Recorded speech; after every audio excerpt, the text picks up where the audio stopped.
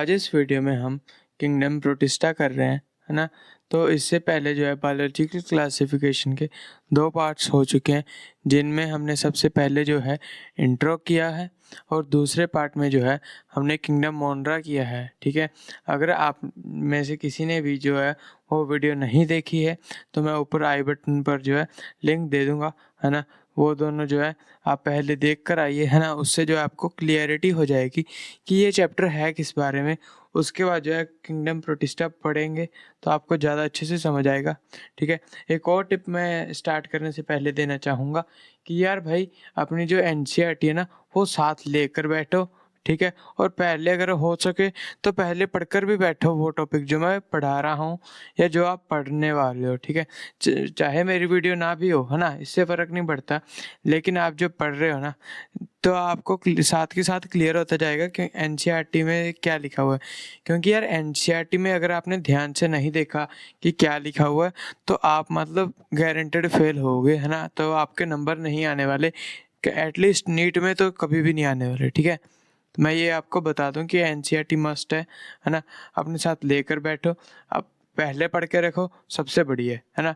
Diagram देखने को मिलेंगी, ये पेजेस जो मैं पढ़ा रहा हूँ ये निकाल के बैठो। अब ये मेरी जिम्मेवारी नहीं है कौन सा पेज है, वो अपने आप को ढूंढना पड़ेगा। क्योंकि अगर आपको ये भी नहीं पता कि कौन सा पेज है, that means you are not focused, है ना। So let's not waste our time. तो फर्स्ट स्लाइड पर चलते हैं। तो फर्स्ट स्लाइड के अंदर जो है मैं क्या बता रहा हूँ, मैं पहले बता रहा हूँ कि जो किंगडम प्रोटिस्ट है उसके 5 फाइलाज हैं। 5 फाइलाज के नाम क्या क्या हैं? क्रिसोफाइट्स, डाइनोफ्लैजिलेट्स, यूग्लिनोइड्स, स्लाइम मोल्ड्स और प्रोटोजोआन्स, ठीक है। जो प्रोटोजोआन्स हैं उसके आगे जो हैं 4 क्लासेस आती हैं, वो हैं amoeboid protozoa, flagellated protozoa, ciliated protozoa और स्पोरोजोअन प्रोटोजोआ। जो क्रिसोफाइट्स है उसके बारे में जो है स्पेसिफिकेशन ऐसी कुछ भी नहीं है ना एनसीईआरटी के अंदर, लेकिन सीधा ही जो है उसकी एक एग्जांपल जो आपको सबसे मेन याद रखने वाली है वो है डायटम्स, दूसरी जो है वो है डिस्मिट्स, ठीक है। अब इनका काम क्या है? ये चीफ प्रोड्यूसर्स ऑफ ओशंस है, यानी कि सबसे ज़्यादा जो प्रोडक्शन है खाने की, है ना, ओशंस के अंदर यही प्रोड्यूस करते हैं, ठीक है। अब दूसरा, diatomaceous earth being a gritty soil is used in a polishing and filtration of soil और syrup। यानी कि ये ग्रिटी सॉइल यानी कि खुरदरी जो सॉइल होती है ना, मतलब आप अगर हाथ रगड़ो, है ना, अगर तो मुलायम हाथ है ना, तो दैट मीन वो जो सॉफ्ट है। लेकिन अगर मुलायम नहीं है ना, वो जो है ग्रिटी होते हैं, यानी कि जो है खुरदरे होते हैं, है ना। तो उसको जो है यूज़ किया जाता है as an filtration of oils के अंदर, सिरप्स के अंदर, ठीक है, या फिर पॉलिशिंग के अंदर, ठीक है। सो अब इसको जो है कि ये समझो इसकी क्या है एग्जाम्पल, है ना। एग्जाम्पल भी नहीं है ये, एक्चुअली इसका रिप्रोडक्शन करने का ना तरीका बताया हुआ है। रिप्रोडक्शन करने का तरीका जानने से पहले हमें जानना पड़ेगा ऑर्गेनिज्म कैसा है ना। देखो, ऑर्गेनिज्म जो है ना वो सोप बॉक्स यानी कि साबुन की टिक्की की बक्से जैसा है ना। उस अपना जो बक्से के अंदर हम साबुन की टिक्की रखते हैं, है ना, वैसे बक्से जैसा है। तो ऊपर जो है एक ढक्कन है, नीचे जो है उसका केस है ना। और ये जो है ये सिलिकेशियस जो अपना बाइंडिंग प्रेजेंट है, ठीक है, इसके अंदर।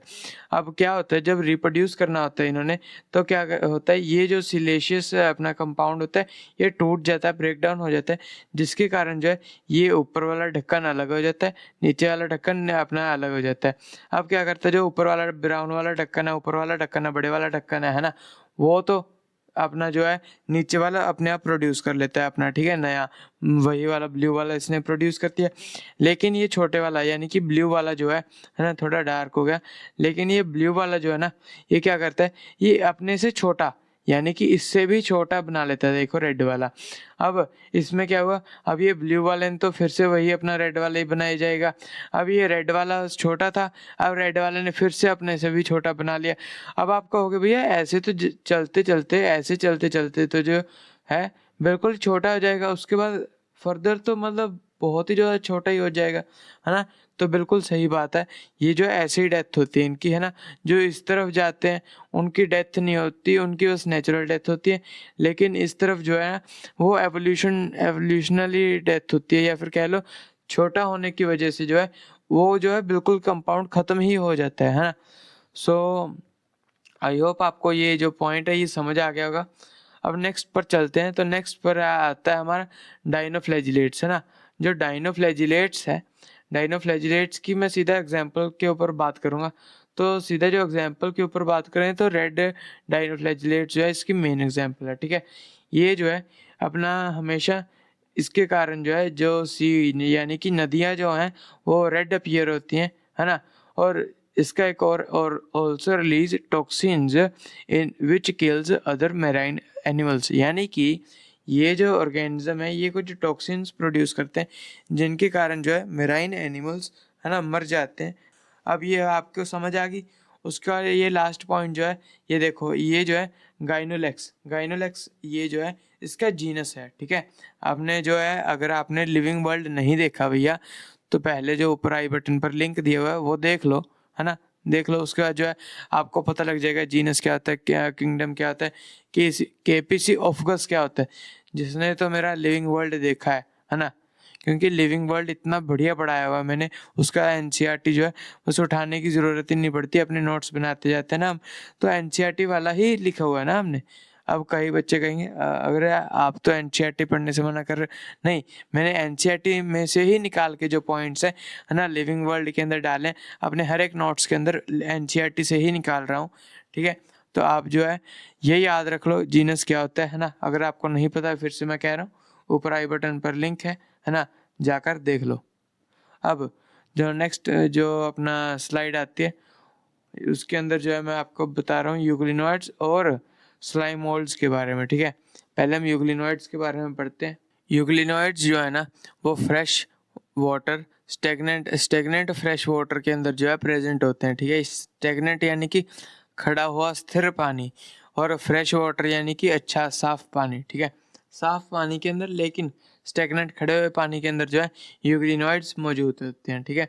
अब जो सेल वॉल होती है इसके अंदर प्रेजेंट नहीं होती, ठीक है। मैंने आपको पहले ही अपना जो है इंट्रो पार्ट के अंदर बताया था कि भैया जो सेल वॉल है वो किसी के अंदर प्रेजेंट हो सकती है, किसी के अंदर नहीं, स्पेशली इन अपना प्रोटिस्टास। सो नेक्स्ट पॉइंट हमारा यहाँ आता है वो है प्रोटीन रिच फ्लेक्सिबल, क्या है, protein rich flexible layer called pellicle present होती है, ठीक है। सेल वॉल नहीं प्रेजेंट लेकिन एक लेयर जरूर प्रेजेंट है, ठीक है, जिसे हम पेलिकल के नाम से जानते हैं। अब इसकी ये एग्जाम्पल पढ़ने से पहले हम ये जो है 2 पॉइंट्स और पढ़ लेते हैं। ये मिक्सोट्रोपिक ऑर्गेनिज्म, आपको फिर से इंट्रो में ले जाता हूँ कि इंट्रो के अंदर मैंने कहा था 3 तरह की अपना जो है न्यूट्रिशन होती है।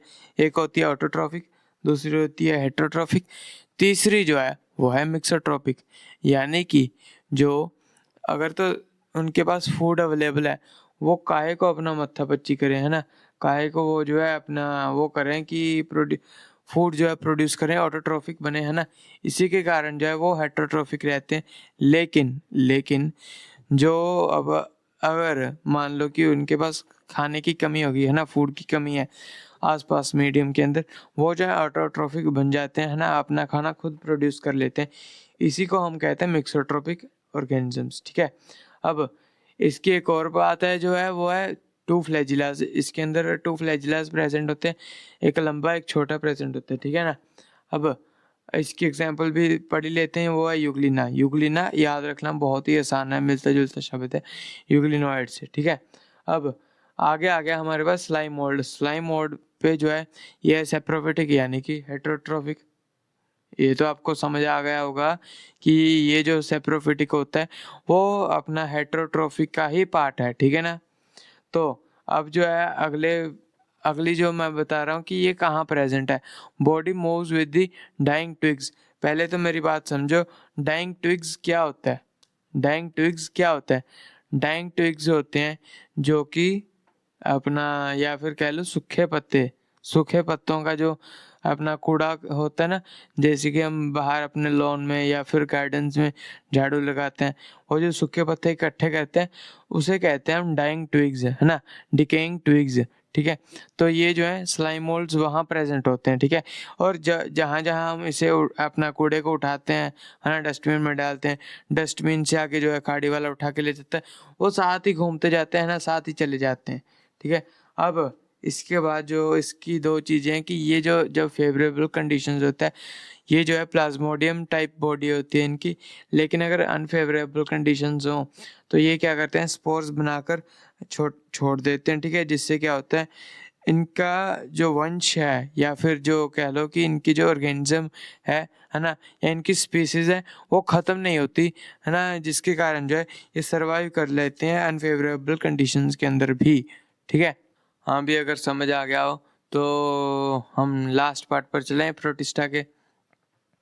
तो प्रोटिस्टा के लास्ट पार्ट के अंदर जो है हमें पता लगता है कि प्रोटोजोआन्स जो है वो आगे 4 क्लासेस के अंदर डिवाइडेड हैं, ठीक है। वो कौन सी क्लासेस हैं, वो है अमीबॉइड, है ना, फ्लैजिलेटेड, सिलिएटेड और स्पोरोजोन्स, ठीक है। तो अमीबॉइड से शुरू करते हैं। जो अमीबॉइड ऑर्गेनिजम्स हैं उनकी पहले तो एग्जांपल देख लो। एग्जांपल जो है वो है अमीबा और एंटामीबा हिस्टोलिटिका, ठीक है। अब जो अमीबा है वो तो हम शुरू से ही पढ़ते आ रहे हैं, लेकिन एंटामीबा हिस्टोलिटिका जो है वो एक नया ऑर्गेनिज्म है हम सभी के लिए, जो 11th में है ना आए हैं। तो इन सभी को जो आप जो है इनको स्पेशली जो है मैं अलग से एक जो वीडियो है वो डालूंगा, कुछ समय लगेगा शायद, लेकिन बाद में डालूंगा, ठीक है।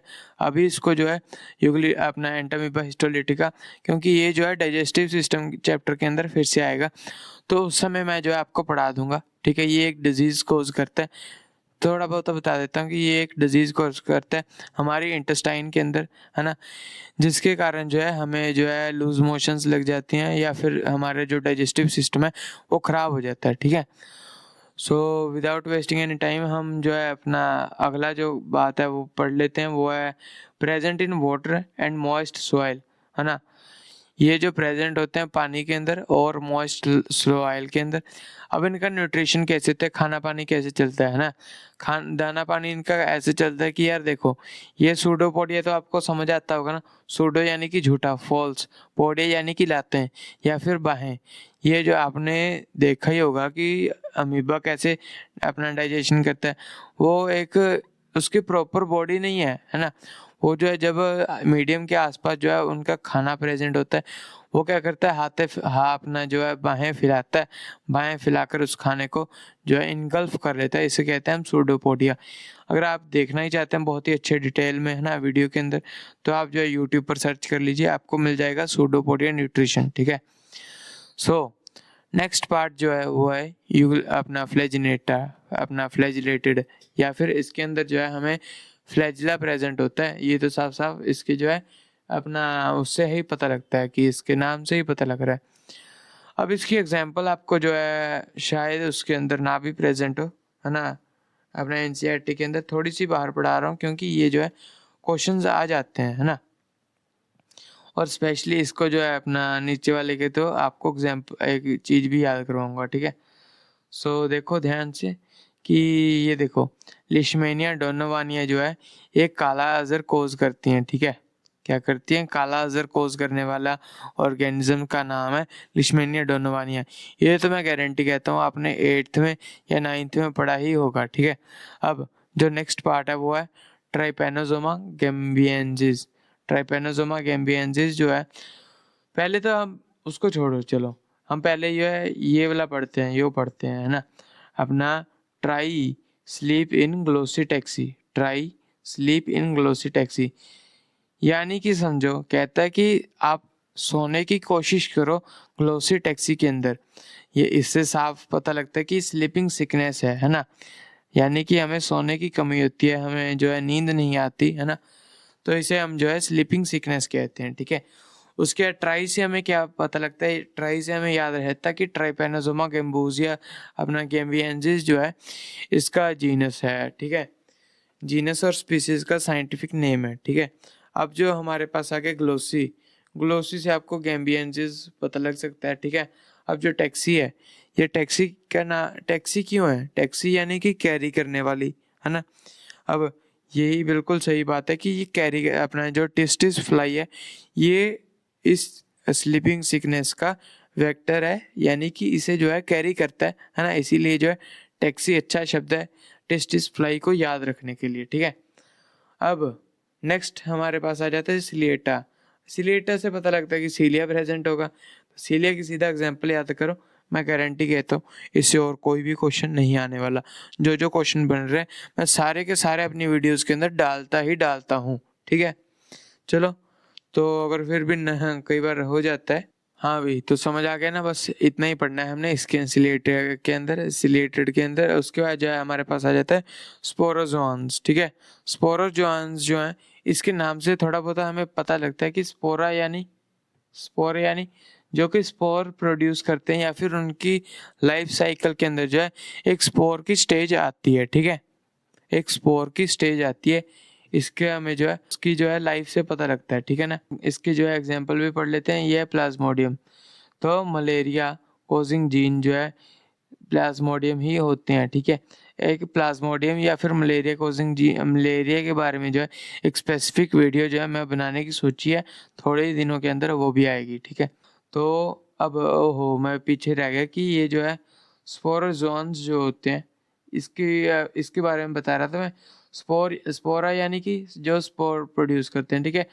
अब जोआन्स यानी अपना यहाँ से पता लगता है कि मूविंग यानी कि सबसे ज़्यादा कौन से ऑर्गेनिज्म जो है हम मूव करते देख सकते हैं, है ना, एनिमल्स, है ना। एनिमल किंगडम जो है उसके अंदर भी हमें थोड़ा बहुत पता लगता है कि मूवेबल है, इसीलिए उसे जो है एनिमल कहा गया है। एनिमल का मतलब भी जो है वो मूवेबल होता है, ठीक है ना। वैसे ही एन्स अपना जोआन्स यानी कि जू, है ना, जू से जोआन्स आ गया, है ना। जू यानी कि जोलॉजिकल, ये जोलॉजिकल से हमारे पास आ गया एनिमल्स, है ना। थोड़ा बहुत रिलेट कर पा रहे हो ना। यानी कि स्पोरोजोन्स जो है वो पहले हमें एनिमल्स लगा करता था कि जो स्पोरोजोन्स है वो फॉल्स अपना जो एनिमल्स हैं, ठीक है।